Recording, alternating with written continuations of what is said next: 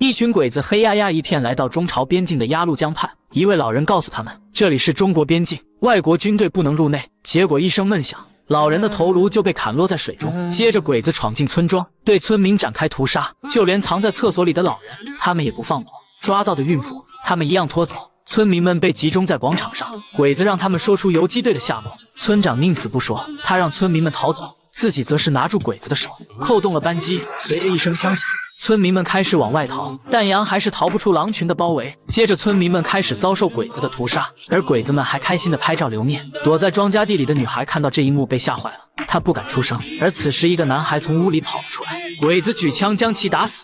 女孩看到是自己的弟弟，就伤心的跑了出来。鬼子对这个意外收获感到很是满意。女孩抱着死去的弟弟伤心痛哭，鬼子们却乐开了花，接着大笑着向他们走来。鬼子军官更是一边向女孩嬉笑，一边抓住她的头发，使劲的往后拽。看女孩痛的呻吟，他却笑得更加开心。接着他跳了一段极其诡异的舞蹈，然后拔出军刀就要将女孩砍头。就在这时，突然一头鬼子中枪倒下，原来是游击队路过。接着鬼子一头接一头的被击中，鬼子军官更是利用士兵当挡箭牌，拼命的往后躲。看着鬼子不断被击中，实在太爽了。请将死得漂亮打在评论区。游击队一路追杀，干掉了更多的鬼子，而一些没能逃走的鬼子被抓后，让他们跪在被杀害的百姓面前忏悔。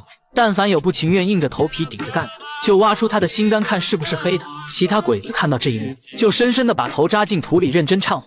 游击队到鬼子军营外挑衅，这还了得！鬼子骑兵团不能忍了，就作为急先锋冲了出去。游击队见状就往回逃，鬼子们心里那个爽，就拼了命的追。沿途游击队的抵抗很微弱，还不断的有人中枪牺牲，这让鬼子心花怒放，决心要一举端了游击队的老巢。看着游击队出了森林，到了光秃秃的山上，再也没有掩体可躲。鬼子们兴奋的要玩一场猫捉老鼠的游戏，满山遍野都是屎黄色的鬼子兵。而这时，一名游击战士稳若泰山的拉开一层油布，里面是一架马克沁重型机枪，配置了5000发子弹。当其他的游击战士躲到山坡后，那名战士就扣动了扳机。鬼子们这时才发现，失去掩体的不光是游击队员，自己现在也成了祖上鱼肉，任人宰割。这马克沁的火力不要太猛了，射速之快，让鬼子连喊妈的时间都没有。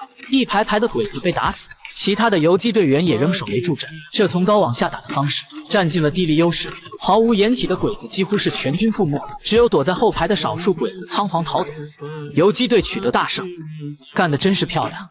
致敬那些甘做诱饵牺牲的英雄们，你们的死重于泰山。